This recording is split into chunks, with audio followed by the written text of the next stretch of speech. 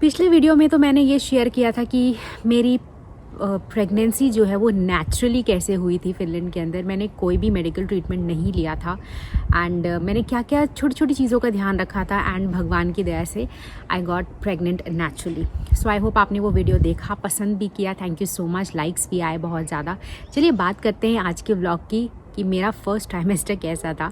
मुझे पता लगा अपनी प्रेगनेंसी के बारे में June by doing a simple pregnancy test. वो जब 2 लाइनें आई तो ऑफ कोर्स एक खुशी ही उसकी कुछ और थी। के साथ फिर स्टार्ट हुए हमारे सिम्टम्स आने। पहला सिम्टम जो मुझे आया था वो था माइल्ड क्रैम्पिंग, बहुत माइल्ड। के अलावा जो मुझे सबसे ज़्यादा परेशानी हुई पूरे ट्राइमेस्टर के अंदर वो था थकावट, या जिसको आप कह सकते हो एग्जॉशन। मतलब थोड़ा सा भी मैं काम करती थी, ब्रेकफास्ट बनाया अगर, तो मुझे इतना ज़्यादा एग्जॉशन हो जाता था। फिर जब लंच का टाइम आता था तो मुझे लगता था ओ गॉड फिर से उठना पड़ेगा और लंच बनाना पड़ेगा। तो मुझे एग्जॉशन बहुत ज़्यादा हुआ, एनर्जी वेस्टेज बहुत ज़्यादा हुई। बट हाँ, उस वजह से मैंने अपनी ना जो एक्सरसाइजिंग पॉइंट ऑफ व्यू है उसको कभी ख़त्म नहीं किया। मैंने वॉकिंग जो है स्टार्ट कर दी थी फ्रॉम द डे 1 जब मुझे पता लगा था कि मैं प्रेग्नेंट हूँ, क्योंकि मैंने साइकिलिंग छोड़ दी थी। ऐसा नहीं था कि मुझे डॉक्टर्स ने मना किया था साइकिलिंग करने के लिए। सिर्फ साइकिलिंग इसलिए नहीं कर सकते कि फॉल होने का डर होता है कि आप गिर ना जाओ। मेरे डॉक्टर ने तो यहाँ पे मुझे यही सलाह दी थी कि आप साइकिलिंग आराम से कर सकते हो, पर मैं थोड़ी सी कॉशियस हो गई थी और फिर मैंने साइकिलिंग छोड़ दी थी, जिसका मुझे बहुत ज़्यादा रिग्रेट भी है।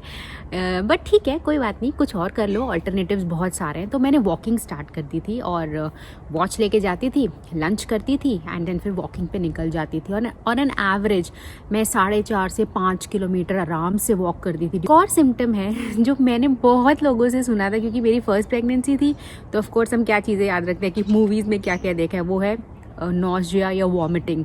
मुझे भगवान की दया से थैंक गॉड एक बारी भी वॉमिट नहीं आए। एक बारी कभी फील भी नहीं हुआ कि वॉमिट आ रहा है, एक बारी भी नहीं हुआ।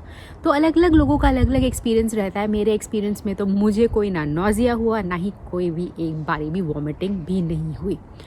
फोर्थ सिम्टम जो मेरे को जो है हुआ था, वो जो बहुत ज़्यादा टाइम तक लास्ट हुआ था, क्योंकि जो फर्स्ट ट्राइमेस्टर है वो यूजुअली 13 वीक्स तक लास्ट होता है, फिर उसके बाद आ जाता है 14 वीक्स में सेकेंड ट्राइमेस्टर। तो जो मेरा जो एक सिम्टम था वो था टेस्ट पैलेट का।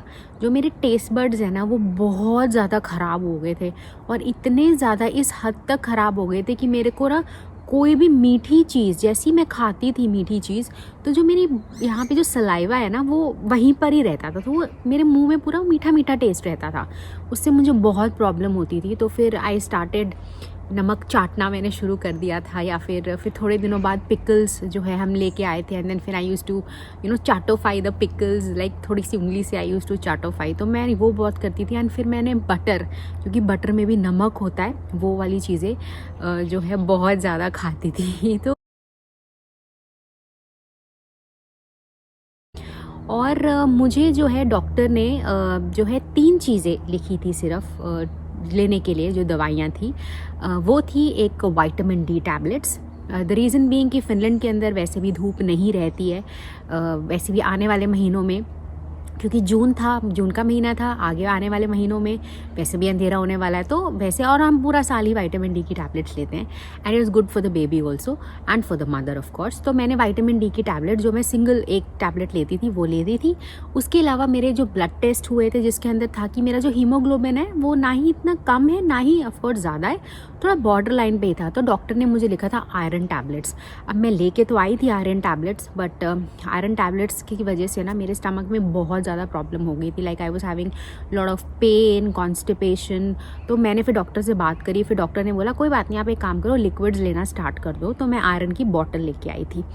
डॉक्टर ने बोला था कि मुझे रोज़ जो है ये 1 चम्मच जो है खाली पेट इसको पीना है। तो ये भी मैंने करा था। और तीसरी चीज़ उन्होंने जो मुझे फर्स्ट डे ही बोल दी थी जब मैंने उनको फ़ोन किया था कि मैं प्रेग्नेंट हूँ, वो थी फॉलिक एसिड। और फॉलिक एसिड उन्होंने मुझे बोला था 5 मिलीग्राम्स का, जो कि मुझे रोज़ खाना था। और ये प्रिस्क्रिप्शन प्रोडक्ट है जो डॉक्टर लिखेगा, क्योंकि जो इसकी स्ट्रेंथ है वो ज़्यादा थी। वैसे फॉलिक एसिड फार्मेसी में वैसे भी मिल जाता है फ़िनलैंड के अंदर, पर ये 5 मिलीग्राम वाला जो है ये ज़्यादा स्ट्रेंथ का है, ये सिर्फ प्रिस्क्रिप्शन पे मिलता है। तो ये भी मैं फार्मेसी से जाके लेके आई थी। और जहाँ तक मुझे इसका प्राइस याद है, आई थिंक ये 7 या 8 यूरोज़ की बॉटल थी। एंड मुझे डॉक्टर ने बोला था कि आपको ये सिर्फ फर्स्ट ट्राइमेस्टर के लिए खाना है। तो सिर्फ यही 3 टैबलेट्स मुझे डॉक्टर ने बोली थी, मतलब यही 3 चीज़ें बोली थी खाने के लिए। और अगर विटामिन डी की मैं बात करूँ, विटामिन डी मैं लेती हूँ 20 mcg, एक टैबलेट रोज़ की, और उसका जो प्राइस है वो आई थिंक 20 या 23 यूरोज़ की टैबलेट है, एंड वो पूरा साल चल जाती है।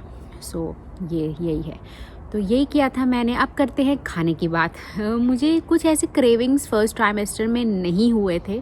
मैं बहुत ही सिंपल फूड खाती थी, और मुझे डॉक्टर ने ये भी बोला था कि आपको जो है फर्स्ट ट्राइमेस्टर में सिर्फ अपना 300 calories per day of food he increase करना है, उससे ज़्यादा नहीं करना है। ये मत सोचो कि अब तुम्हारे अंदर एक और जान है तो तुम्हें 2 लोगों का खाना खाना है, तो ऐसा कुछ भी नहीं है।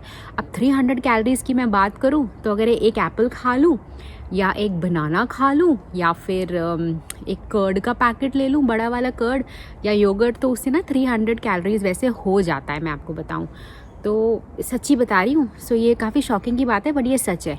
तो मैं सुबह, मेरा डे स्टार्ट होता था विद बादाम, एंड मैं 4 या 5 बादाम 100% खाती हूँ, और उनको मैंने कंटिन्यू किया था क्योंकि भीगे हुए बादामों को, क्योंकि मुझे पसंद भी आते हैं बादाम, अच्छे भी लगते हैं।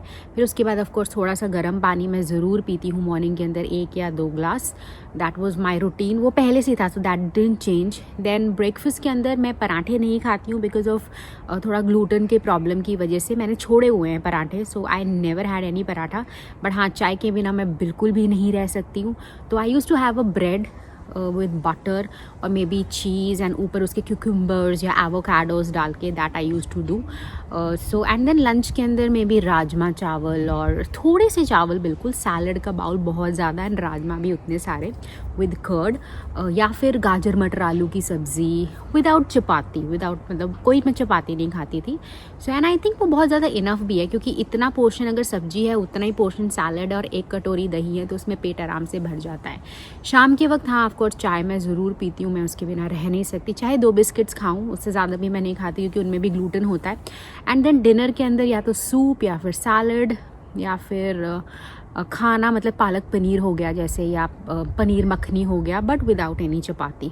तो मैं वो नहीं करती थी। मैं हफ्ते में 1 या 2 ही चपातीज़ खाती हूँ इन टोटलिटी, मतलब पूरे दिन में नहीं, पूरे इन टोटलिटी। तो ये मेरा रहता था basically breakfast, lunch and dinner. End of course exercise की तो मैंने बात कर ही दी। एक्सरसाइज एक बहुत इंपॉर्टेंट पार्ट था मेरे फर्स्ट ट्राइमेस्टर की प्रेगनेंसी का। तो यही था मेरा फर्स्ट ट्राइमेस्टर, जिसमें मैंने आपको कुछ एक्सपीरियंस अपने शेयर करे कि मेरा फर्स्ट ट्राइमेस्टर कैसा। ट्राइमेस्टर के अंदर ये तो चीज़ें थी जो मेरे को मेरी डॉक्टर ने बोली थी। इसके अलावा मैं बीच में एक बार हॉस्पिटल भी गई थी फर्स्ट ट्राइमेस्टर के अंदर, क्योंकि हमने शिफ्ट किया था फ्रॉम ताम्परे टू एस्पो, और यहाँ पर आके जो है मेरे को यहाँ पर आके भी एक स्कैन कराना था, देखने के लिए कि एवरीथिंग इज़ फाइन, क्योंकि यहाँ पे अलग तरह से चलता है, ताम्परे में अलग तरह से चलता है। तो वहाँ पर तो एक स्कैन हो ही गया था, उसका मैंने वीडियो ऑलरेडी आप लोगों को दिखा दिया, जिसमें हमारी कंफर्म हुई थी प्रेगनेंसी कि हाँ everything is good, baby has got the heart beat also. तो उसका वीडियो जो है that is coming up next, जिसमें मैं आपको दिखाऊंगी कि कैसे हम हॉस्पिटल गए थे, एंड फिर डिस्कस करेंगे कुछ चीज़ें कि हॉस्पिटल की फ़ीस कितनी थी, मुझे कितना टाइम डॉक्टर ने दिया, उसने क्या बोला, और मुझे क्या क्या चीज़ों का और ध्यान रखना है। तो आई होप आपको मेरा ये व्लॉग पसंद आया हो। अगर आपके मन में कोई भी सवाल है, I will be more than happy to help you from my x.